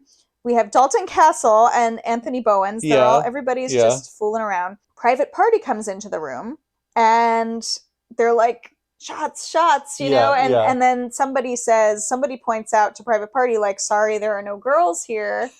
And Bowens goes, yes! Such a stupid joke, and I loved it. The dumbest fucking thing, and I laughed I cackled. I laughed so hard. It was so stupid. And I was so overwhelmed by mirth that I actually don't know what happened here. But I think, did Private Party issue an open challenge? Basically, the little recap from AEW just says they said they aren't ducking any tag team and they can all see what Private Party is all about. So I do think it's a little weird that why would you issue an open challenge? You just walked into a room with members of 3 other tag teams. They're all standing there. Yeah. So like, why wouldn't you be like, hey guys, who wants to, like they didn't address it to them. Yeah, they sort of addressed it to the camera as if they weren't there. Which is a little weird, but it's funny. It isn't quite an open challenge so much as like we are back in force. Yeah, you know, we're gonna party then we're gonna fight. Yeah, it's fun. It's fun. I'm happy to see them back. And then I think the last thing here, they also got a lot of really solid welcome back chants at HOG, which was they did. We were all good. Everybody's happy to see Private Party back. Yeah. We don't know why you were gone, but we're happy to see you back. Yep. So, of course, the main event here we already talked about was the Tag Team Championship Eliminator match with the Rascals and FTR. But before that, Gabe Kidd and Clark Connors come to crash the commentary desk. Yep. And they're talking about Darby Allin. Gabe is like saying, he said that I'm mental. Yeah. And I'm like, yeah. Don't you say that? Is that about yourself all the time? Yeah. Like, is that a problem for you? Right. And then they both go like, "Oh, what are we gonna do with little orange boy?" And Clark Connors goes, "We're gonna bleed him dry." Yeah. And I'm like, okay, are we doing like hot vampire stuff? What are we doing? Do I like it? I don't know. But so they basically, this is like saying, okay, well, Orange Cassidy was like defending Darby and vice versa. So now they're together, they are a target. Right. And I'm thinking, okay, surely you guys don't realize you are about to make an enemy of Toni Storm. You should be more aware of I'm these ready things. For that. I would like Toni Storm to absolutely murder all of you. Anyway. Yeah. Have Toni Storm and Darby Allin been in the ring at the same time? I don't think so. I think the only time... I would love to see her react to him. The only time I'm aware of Darby being in like an intergender thing on AEW was the match with Chris. Right. Yeah. Versus Yuta and Marina, but... Yeah. It would be... I don't need to spend too much time on this, but I just find the whole War Dogs Orange Cassidy thing kind of contrived. Yes. Because he had nothing to do with them, and then suddenly he does, and it was like because of something with Roddy, and then it's just this like sort of weird shell game of transitive feud that now we're doing this, and I'm like, oh, okay. And I realized that last time the thing with the match with Roddy where he ditched Orange, commentary had said that Orange had signed up on Roddy's behalf, and I had interpreted that in the moment to mean that Orange was doing it for Roddy's benefit. Oh, okay. And that's why, but I understand that he just means like he signed Roddy up without telling him. Right. Or like without, know, his express consent. So I was a little confused because I was like, what is this? What do you mean for Roddy on behalf of Roddy? Well, and it was confusing. Because if you say on somebody's behalf, it could mean either you did it for them or you did it for them. Right. You know what I mean? Right. No, right. So, I mean, I think that was still confusing to me because the online like posts about it had said that Orange Cassidy wanted like to defend Darby, but then the commentary against what? Yeah. But then the commentary thing was like, I took it to mean he signed up for like Roddy to have his, oh, you want to match with these guys? I'm going to sign up so we can do it. Right. Yeah. But right. Like, which is it? Anyway, whatever. We're here now. This is what they're doing. For better or for worse, we are here. So that's it for Dynamite and Collision this week. Let's talk about Honor Club briefly. I really, really enjoyed this Ring of Honor installment. Most of the matches, I believe, came from the trip to Australia, with a little bit from California, but it really felt very like, I don't remember the name of the Australian indie wrestling promotion that a lot of the people were associated with, but it felt like a very much collaboration with local indies and local talent. Yeah. And that's exactly the kind of thing I keep beating the fucking drum, like keep doing this Ring of Honor. And the rumor came out today, and like normally I'm like, fuck all this Fightful rumor shit, but if the dirt sheets are gonna say anything that I have to be subjected to, I'm very happy to see that the current rumor is that Ring of Honor will now be filming in a studio in Jacksonville. That's a good rumor. Starting, I believe, like a week from now. All right. Which feels very quick. Like, I don't know who's going to be there, but I think, if something's afoot, it's always going to feel quick because they want to keep it on the down low until it happens. So, but they got to like I'm sure they won't have trouble getting a studio audience, but like, wouldn't you want to announce it a little bit ahead of time? I guess that's a good point. Yeah, right. Anyway, it doesn't matter. It's very exciting. We don't know exactly what it means yet in terms of a TV deal or whatever, but I think it can only be a good thing to have standalone Ring of Honor recording. Feels like a big step in the right direction. Yeah. Compared to filming before and after Dynamite and Collision. Yeah. Which, it gets people reps and it can be great, but it also, like, the audience isn't there for that, and it shows a lot of the time. So this was great. The nice thing about the matches here is that, and every time they do a real collaboration with indie promotions and international promotions, the audience is here for that. Yep. And they're here for their people. Yeah. And so that's very exciting. So we started with a match between Zayda Steel and Johnny Robbie. And I thought for sure Johnny Robbie was an Australian chick. But this was actually one of the matches filmed in California. And Johnny Robbie just feels like an Australian name for a chick. It does. But she was apparently on AEW Dark Elevation in 2023 and is mostly associated with New Japan. Neat. So I had never heard of her. Very cool. Very cool. Fun match. But the real treat to me were the Australian collaborations here. We had Skyflight versus, they announced it as TMDK. It was Che Cabrera, Bad Dude Tito, and Shane Haste. And I believe Che Cabrera is not technically in TMDK. I think we were looking up the cage match stuff, and like he's wrestled with them, but with the same two dudes before, but like under a different name. So the nuances are a little bit beyond me. Ring of Honor kind of showed them as all coming out together. Yeah. And Ian and Caprice coined a new name for the group, the Meaty Don't Kneel, which I found extremely funny, and I love that. And I like that Skyflight is continuing to get a nice push. Yeah. I hope it goes somewhere because I'm enjoying it. Yep. Mark Davis versus the Tuckman.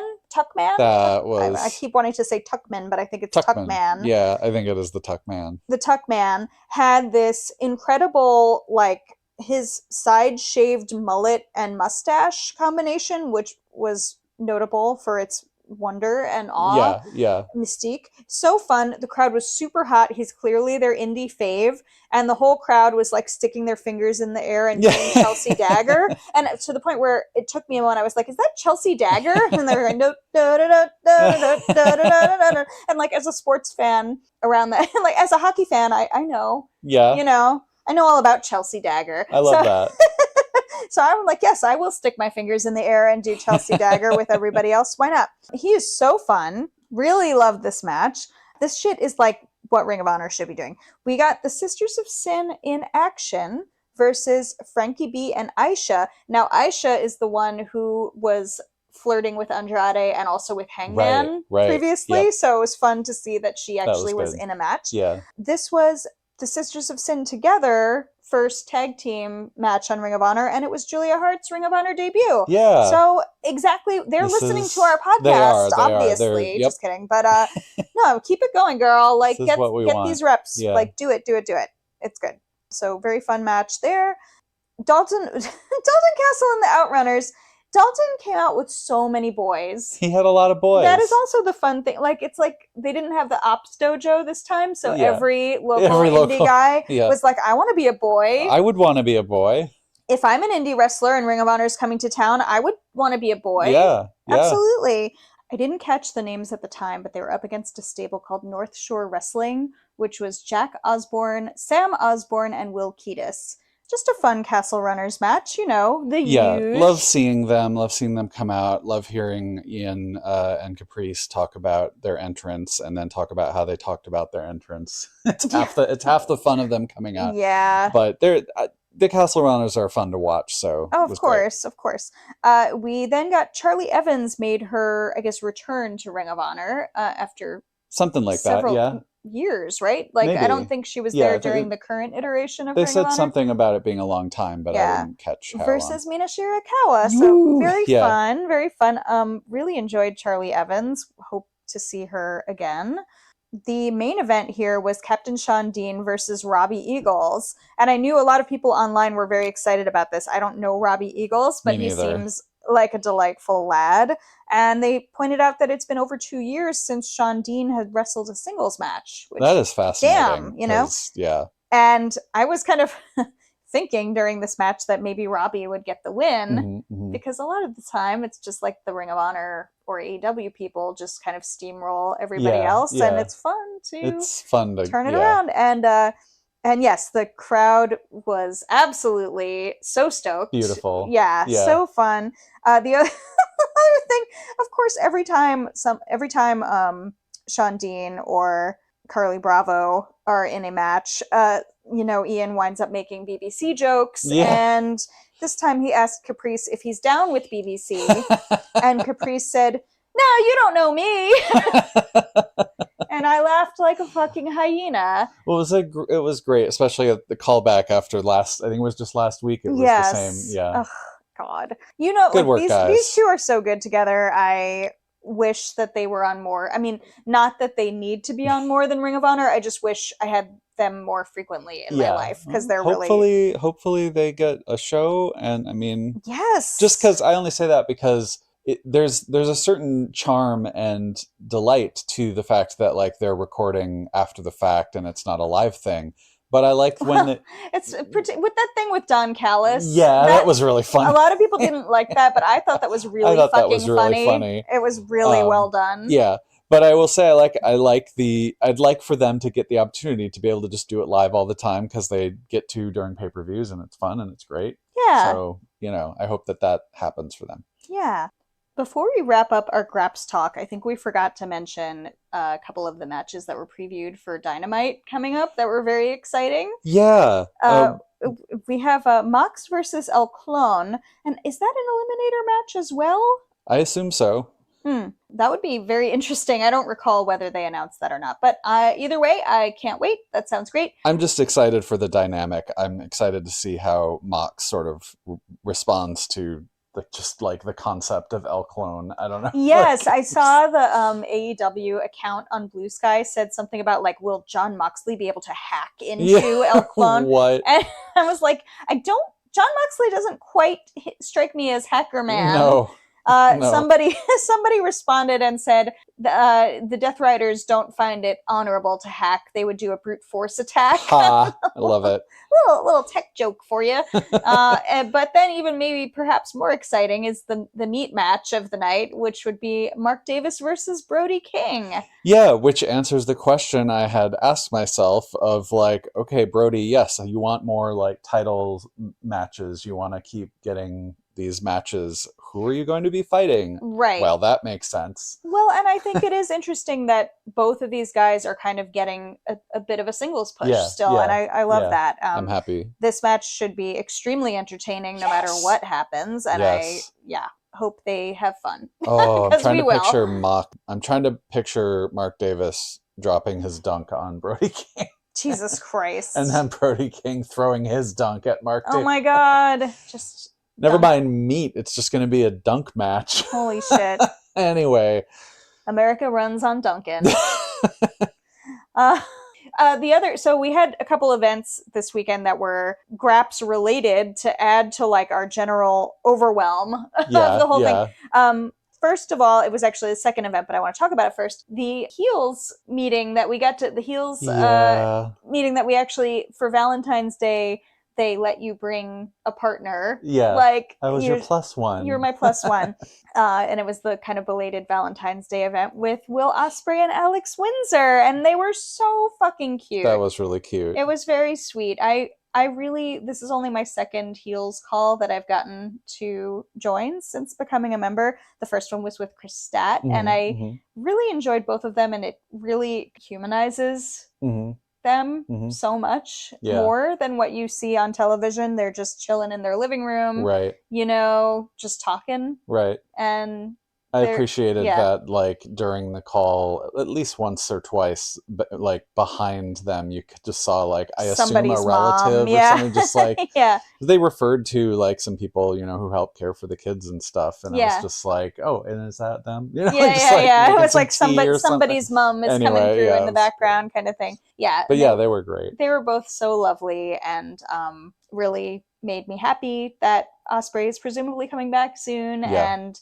now I know more about their orders from Nando's and what they argue about and what they like about each other. And it was just a very sweet event. And Aubrey and Amanda and everybody who puts that stuff together, it's just really fun. And if you are eligible to join Heels, you should consider it.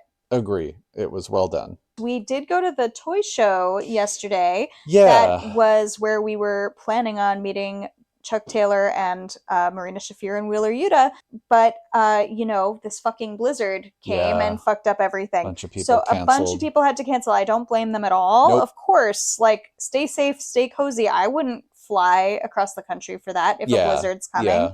So not mad at all, but it was, of course, a little bit of a bummer. I had a fun surprise because I had not looked at any of the announcements or anything for the show for like 2 months. Because you let me be your concierge for things like this. I'm just like, Well, you enjoy it to some degree. Yes. But yes, and so I did not know that Max Caster was also announced to be there. Yes. And I was just delighted. Yeah, and so we had never been to one of these signing events before, and just like walking in, and it obviously wasn't super crowded because of the fucking blizzard. Not only were a bunch of talent not there, but also a bunch of spectators and fans who might normally have gone weren't there. So to walk in and just see like Max Caster hanging out at a table, and the first person I saw, like, we're just walking around doing a little sweep of the room, and I'm just like, oh my God, Minoru Suzuki is just sitting there, like, at his little table, and I'm just going, oh my God. I didn't know about him either, so that was fun. It's I just seen, like, you just look over and you see Murder Grandpa, you know?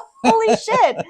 So we got to meet both of them, which was really fun. We had purchased, we talked about this already, but we had purchased the AEW book, sort of like with the intention that if we're going to meet people who are maybe in the book or associated with AEW, that could be a thing for them to sign, because we're not interested in collecting 8x10s or toys or anything like that. I don't need more stuff, but it would be fun to have like almost like a yearbook that people sign. So this was our first time like trying that out and meeting people, and we were so awkward with Max.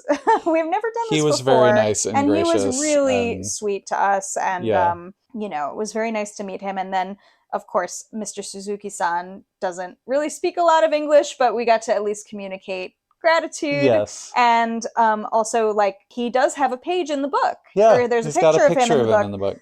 Which we weren't sure it did, and we were just at the event being like, wait, is he in the book? Like, yes. Yes. And Max had said that he actually hadn't had someone hand him the book before as a thing to sign. Right. And so he was kind of looking at it, and he has a bunch of pictures in there. But then Suzuki clearly was like, what is this book that I am in? You know, so like he signed it, but he was like looking at the front and back cover. He was kind of like, whoa, you know? So it was like very sweet and fun, and, you know, a kind of a nice way to dip our toes into this kind of event that we are both like extremely uncomfortable. Yeah, I haven't been at anything like when I was a teenager, I went to a couple of Star Trek conventions, and I remember, you know, total nerd. I went to a sports one once, but yeah. And a couple of them were at like convention centers, but I remember one of them being at more of like a hotel type place, like, or at least some of the rooms were less convention centery. And this felt like that. I remember like crowded, sweaty rooms full of like various vendors and stuff, but I never went to any like signing type thing or photo op type thing at those things. I just avoided that because of like having to stand in lines. And this is obviously a little different because it's not like Hollywood actors. Right. But it's still that feeling of like seeing a famous person across the room being like, oh, this is weird. It is weird. And I feel awkward. I don't remember how it happened, but it's at one of those, somehow I got my picture taken with Denise Crosby. Just total like out of body experience. It might have been, I don't remember. Maybe you did wait online and you just like dissociated through it. Could be, or like we ran into her because I would have been there with my sister, I think. I don't know. Anyway. Well, I remember her being very gracious as well, so maybe it was a run-in. I don't know, but a run-in. So not that kind of run-in. I ran in and I power bombed her. Yeah. So the promoter or the company, collectible company, whatever that organized it, has another event coming up that I think it's called the Big Event, I believe, and it's something that's happened before in conjunction with another company. I don't fucking know, but sounds like a bigger deal. It's a bigger deal. There are like a lot of people booked for that event, and it's a much larger space, and the idea of going there feels a little bit but they did say that Chuck Taylor and Wheeler Yuta and Marina Shafir were all going to be rebooked for March. So I assume that it's for that event. And I'm like, all right, I guess we got to drag our asses out. We got to go. I guess we got to do it. But yeah, the blizzard fucked us up, but that's okay. It's all right. It was a good little experience. Yeah, it was a good little dip in. And in the meantime, we do have the meet and greet with Eddie Kingston next weekend. So I feel like I feel a little bit less uncomfortable with the idea of meeting Eddie Kingston because he just feels like he's my cousin. Yeah. You know? Hey, Eddie! You know? I don't know. That's very funny. I don't know why. He just has a way. All right, so that's basically it for us. A little housekeeping. I guess we're going to have one more episode, hopefully, before Revolution. I'm going to be away for a bit, and Adam is not going to be having guests and running the show and putting out episodes without me, even though I would be perfectly fine if he wanted to do that, but that is not your bag. Not at the moment, no. Yeah, and that's totally cool. So hopefully we'll get one out before I go, and then we'll see. Like after Revolution, I'm going to come home and be jet lagged, and we'll see what happens. You might be hyped to talk about your experience. I'm sure I will be hyped to talk about my experience, and I'm also probably going to want to rewatch the broadcast because it's always so different, and also there's commentary and whatever. But yeah, we'll probably at least have like a post-Revolution debrief. Yeah. But probably everything in the meantime, we're just going to foof it and move on with our lives. Yep. Do we want to do a cat update? How are we doing with the cats? The cats are doing great. Tilly and Nacho they lived through a sort of traumatic weekend attempt to do vet visits. Yes. Well, Tilly got to go to the vet. Tilly got to go to the vet because she lets me handle her much more comfortably, and I got her in a carrier. But she seems very traumatized by some past experience, and we found that she has almost all of her teeth like broken, and I'm theorizing that maybe we knew that she was TNR'd at some point. Her ears tipped. Her ears tipped like a butcher did it. Like her ear is like cut in half. Theorizing so we don't really that maybe know she what was trying there. to like chew out of a cage or something. I don't know, but she's such a sweetie. She had some broken teeth, but then when the vet really looked at it, we know the picture you sent me from the vet. It's like, oh my god, they're all just fucking broken. They're doing really well. They've adjusted after my attempt to get Nacho in a carrier and the experience of Tilly, and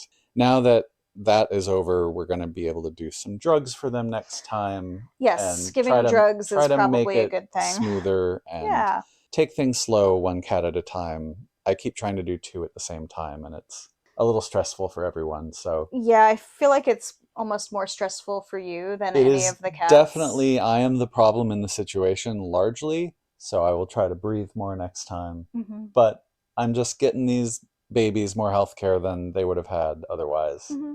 Yep. And they're doing great inside, playing and chilling. Yep. And we don't have a bean of the week exactly, but we did finally celebrate the humble lentil. Today I finally made that lentil soup. Yes. That I talked about making last week and did not do. The best kind of squash match. A soup with squash in it. It does. And if you go to my Blue Sky, I linked the recipe. Oh yeah. Look out for that. If you need a recipe for lentil soup, it's not vegan because I put chicken broth in it, but it could very easily just be vegan. And it's very delicious. It's really good. All right, that's it. Thanks for joining us. It's been another episode of Chatter Machine. Yay! Yay! Yay! Please find us on Blue Sky and Instagram at Chatter Machine, or email us at chattermachine@gmail.com. We promise not to make too much fun of you. Please like, subscribe, and indulge our desire to be fawned upon wherever you get your podcasts, including YouTube. Our theme music, as always, is by Sasha Enda on a Creative Commons license. For details on that, please check out the show notes. Bye. Thanks for listening. Bye.